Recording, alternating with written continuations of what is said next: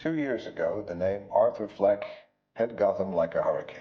The trial of the century. They believe Arthur Fleck to be some kind of martyr. Well, he's not. He's a monster.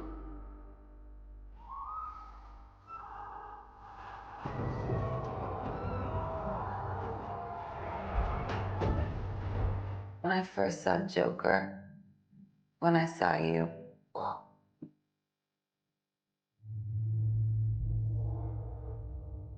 for once in my life, I didn't feel so alone anymore.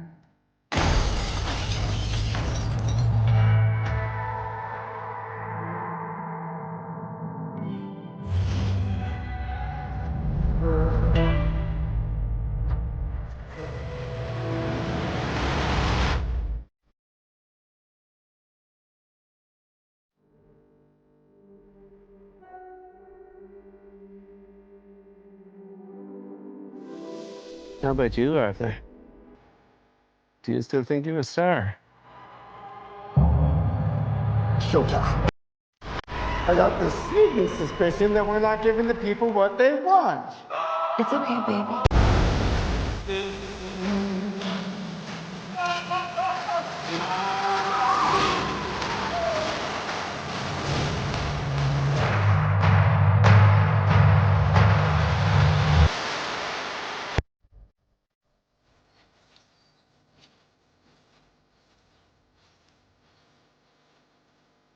Welcome back, everyone. It's Charlie. DC dropped a brand new Joker 2 trailer, so we'll break it all down. There's a bunch of Easter eggs and references here. I know there's a bunch of questions about how this is all going to work together with James Gunn's new DCEU in the continuity that he's setting up there, because this is kind of an Elseworlds movie, kind of like Matt Reeves' Batman movies. There's a bunch of Easter eggs and references during this particular trailer because they're kind of treating this like its own self-contained universe. So there is a version of Harvey Dent, Two-Face, that they have in this trailer. I'll explain what's going on with that. If you're brand new to the channel, be sure to subscribe to get all the videos. This will be DC's next real big movie, even though technically it's not part of James Gunn's DCU. Technically, Superman is meant to be the beginning of that next year, but speaking of Matt Reeves' Batman movies, we are getting the Penguin HBO show later this year. That'll be like the Batman 1.5, taking place right before the Batman 2 movie. But I think a lot of this trailer is similar to the previous trailer, where they don't give you a ton of the story, they just give you more vibes for the actual movie, and the vibe is generally jukebox musical, with a lot of the movie seeming like it takes place inside Joker and Harley Quinn's heads as they hallucinate things that are going on during the events of Joker's trial here. But essentially the story of the movie is them being stuck in Arkham Asylum and Joker going through his actual trial after the events of the first movie. That's basically how they're invoking the Harvey Dent Two-Face character, but I think he's just going to be Harvey Dent during this movie. I don't think he'll actually become Two-Face. Generally, what we've seen from the rest of the Batman characters, the Batman mythos inside this Joker universe, is that most of those characters don't exist yet, like Bruce Wayne is still a very little kid. So when you do hear about other Batman characters from the comics, they just haven't become their comic book personas yet, with the exception of Joker. Like, Joker is the beginning of that in this universe. Harley Quinn being the second big one to adopt her comic book persona during the events of this movie. When I say jukebox musical, that's just a movie that plays on a lot of popular songs throughout the film, like you see during this trailer, where they break out into song and dance during different parts of the movie. Sort of like a Deadpool kind of situation where it gets kind of meta and you go inside their heads and what you're seeing isn't actually happening, it's just the way that they're imagining things happening. But they kind of did that during the first movie, where you're seeing things from Joker's perspective, so you're getting unreliable narration, and then later, at the end of the movie, you find out what really wound up happening. But even then, they sort of bring it back, so they play with your expectations, like, wait a minute, is this actually happening, or is he just imagining this in his head?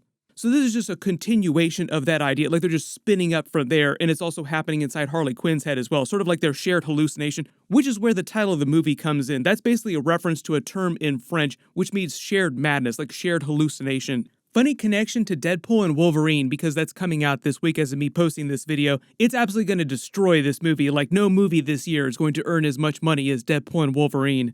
But because we're talking about musicals inside the superhero movie universe, in Deadpool and Wolverine, there was actually a deleted idea that they had where they were going to make Hugh Jackman do a song and dance number as Wolverine during the actual movie, but they felt like that was just too much for Deadpool and Wolverine, as crazy and meta as that movie's going to get. And way, way back when, he actually did Wolverine the musical, but it was like a funny bit that he did outside of the actual movies themselves. Like, it wasn't part of an actual movie. Who am I? I am Wolverine. I haven't got it today. At the start of the trailer, you see him riding in that cop car, and you hear the announcer talking about the events of the first movie. We find out that the regular citizens of Gotham, which you see rioting outside of his trial here, all these people with these signs, are holding him up as a martyr to a cause. Basically, them versus the system. Remember, this is a Joker movie, so they're positioning him as sort of the anti-hero of the film. So the villain of the film is arguably the system itself, quote unquote, like the people in power. We get that iconic Joker laugh that he introduced during the first movie, but in the first movie, they also introduced the idea that he wasn't laughing because he was messing with people or he was trying to intimidate people. It's part of a neurological condition and he can't help himself from laughing. Some of the songs that they sing throughout the trailer start with Louis Armstrong's When You're Smiling because of Joker's iconic Smile, which was later covered by Frank Sinatra. It's one of many songs during the trailer. We get some footage of him at Arkham Asylum meeting Harley Quinn, seeing each other across the room here. She explains that she's inspired by Arthur Fleck and what he did during the first movie. She thought that she was a nobody, her life was going nowhere, but he was actually doing something that seemed like it was special, making a statement, so to speak. There was a lot of questions about how they were invoking her character based on her comic book origin story and her origin on Batman the Animated Series. Technically, you have to say Batman the Animated Series because she didn't start out in the comics. She started out on the Batman show and then came to the comics. But in the original version of her origin story, she was a psychologist working at Arkham Asylum, not an inmate. She eventually fell in love with Joker when she was trying to treat him and then became a villain through that. But it sounds like in this movie, they're just saying that she is an inmate already in Arkham Asylum. And she looks completely nuts the first time he meets her, like, what is her deal? What's going on here? Just completely fascinated by her. Part of the themes of the first trailer that kind of carry over into this trailer too, is that he felt completely alone, like there's nobody else like me, nobody that cares about me the way that I care about myself until he meets Harley Quinn. Oh, I have somebody now, someone who's just like me, who cares about me, and I care about them. They just happen to be bonkers crazy. This scene of her watching Joker seems like before she winds up in Arkham. This might be some sort of flashback where she's just learning about him for the first time. Love the way that she steals the TV with him on it, not because she wants a TV, but because she wants to watch more Joker. We get a look at him from behind. He lost so much weight for the first movie. It sounds like he did the same thing for this movie too. Maybe not quite as much weight as he lost for the first movie, but still, it's a pretty crazy transformation. Normally when you see actors transform for roles like Hugh Jackman transforming for Wolverine, it's the complete opposite way, like they bulk way, way up. There are a couple of scenes of them throughout Arkham Asylum just going around being led by the guards, them in different rooms. Notice Harley Quinn in the choir room with the music notes behind her just because this movie is kind of a musical. Kind of looks like she's lighting the piano on fire. Then we see him in a different room, probably still in Arkham Asylum, watching Pepe Le Pew Looney Tunes, because this is Warner Brothers. Warner Brothers owns Looney Tunes, so just keeping things in the IP that they own, which is kind of funny. This second song that he starts singing is Stevie Wonder's For Once in My Life, which is all about Harley Quinn being in love with him and him being in love or falling in love with Harley Quinn. We get our first look at Brendan Gleeson's character, who just seems like a random guard at Arkham Asylum, maybe just terrorizes Joker and Harley Quinn. For the most part, any figure of any kind of authority is meant to be treated like a villain in this film. We get more wide crowd shots of him going to his trial. It seems like that's going to take up a big portion of the film. This scene is another good example of him breaking into song, like we're going into Joker's perspective. We're inside his head while this is happening. As is probably them dancing, wearing all this finery, wearing these nice clothes. Notice you also see Harley Quinn wearing her makeup in this too. There are a couple of scenes where you see her without the makeup, and then in song where she's actually wearing full makeup. My guess is that at some point in the movie, in reality, like she'll actually physically put the makeup on instead of just imagining herself in the makeup looking like Joker. Same thing for Joker himself too. Like this is him imagining himself with the makeup on. At some point in reality, like in the real world, he will put the makeup back on. For instance, here when he's sitting in the car. But because he's wearing the same outfit from the first movie, it's not clear if this is meant to be taking place right after the end of the first movie, like he's taken back to Arkham for the first time. This might be them processing him when you see him out of the jacket, but just going a little bit nuts. Then we get this scene of them at the trial, and you see Harley Quinn with the spotlight on her, and she's just wiping the Joker makeup over her face. We're probably seeing this inside of her head from her perspective, like she breaks into song here. Part of the idea, though, I think because it's meant to be this shared hallucination, this shared madness between the two of them, is that when one of them breaks into song, they're both inside that reality of their mind space. So it's not like she breaks into song, but Joker is paused like everybody else here that doesn't have the spotlight on them. Joker's also inside the spotlight here, participating in whatever song she's getting ready to sing. At some point, it seems like during one of his trials, he puts his Joker makeup and his original suit from the first movie back on. We get another scene of Brendan Gleeson and another guard at Arkham who seem like they can't believe what's going on with Joker and Harley Quinn. I'm assuming they're looking at Joker, though, during this. Like, what is this guy's deal? This is what they're watching. You probably noticed that the person who's on the stand testifying in the trial here while he's going off on this big tirade here is the person from the first movie, his friend that he let live when he killed the other guy who'd been abusing him that whole time. Yeah. It's not clear if this person interviewing him is either just a normal reporter or a psychiatrist trying to treat him. This looks like it's part of a larger riot in an escape attempt at Arkham Asylum. Like, this seems like Arkham Asylum behind him on fire. Not clear if them waltzing away from Arkham Asylum while it's on fire is happening inside their head or if this is in reality. This scene of Harley Quinn, she has some of her makeup on, and her entering the elevator is meant to be a parallel for Arthur Fleck doing the same thing in his makeup in the first movie. She repeats a lot of scenes that he had in the first movie, like going down the steps, and then later when they're going down the courthouse steps together, it's meant to be another parallel to that. This whole Joker and Harley Quinn show sounds like it's also happening inside their heads collectively, but it's meant to remind you of the vibe of the Murray Gold show during the first movie. When she says, let's give the people what they want, this is them thinking about the people that are crying out, thinking of Joker as a hero, yelling at the court system to free him.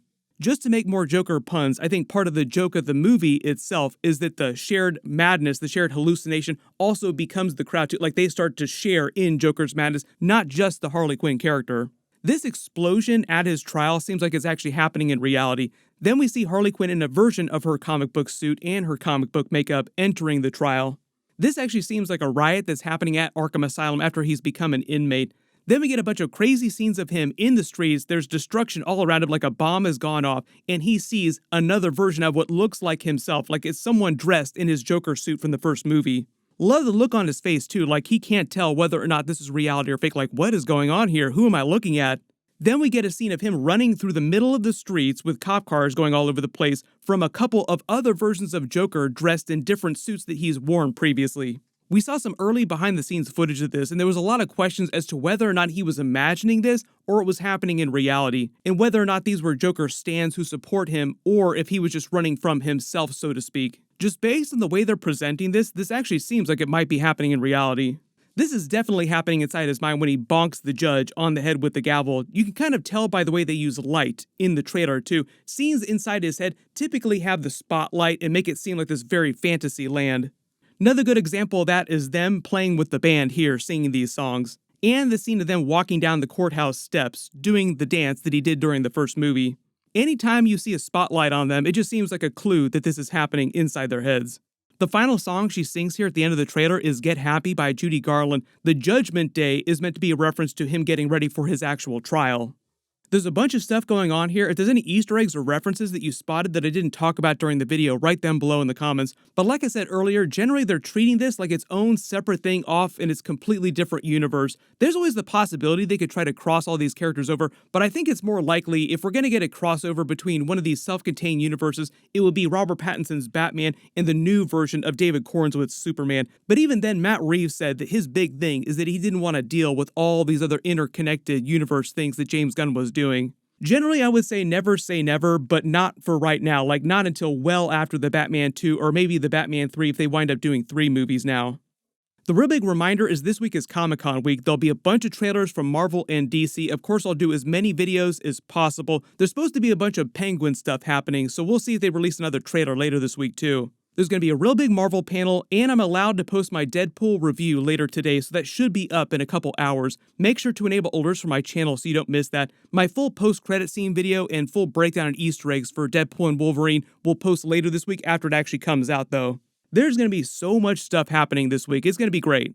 Everybody click here for that Deadpool and Wolverine review. I'll update the link as soon as I post that in a little while. And click here for my Boys Season 4 Episode 8 finale video. Thank you so much for watching, and I'll see you guys in the next one.